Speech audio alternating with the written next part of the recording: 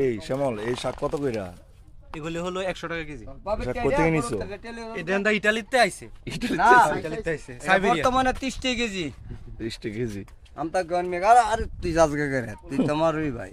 এবে গেল তো না থাক সাব্বির। সালাম আলাইকুম ওয়ালাইকুম হেলাল আসসালাম। গোবর দেখা ঠিক আছে। নগদ নগদ আমারে বললে বিটুকো করছি। 500 করে দিতেছি।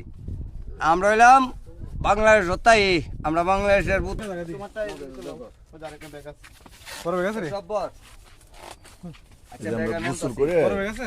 আইতে বড় গোসল করে এখন এই যে লাল শাক নিয়ে আমরা একদম পুরা জমি থেকে লাল শাক নিয়ে তারপরে ফিরতেছি। সাব্বির তেলে দিকে আইছে। হ্যাঁ, দেখে কাম লাগা কি? আমার দেখেন দেখুন এটা। এটা হলো আমাদের আকরা আশ্রমখানা।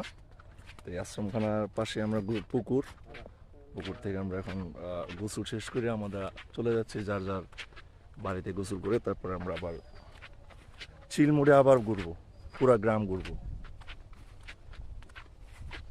সন্ধ্যার পরে সবাই দাওয়াত দিয়ে দেন। এর উল্টো বলো, ফ্রি থাকলে এখন ফোন রাখতে।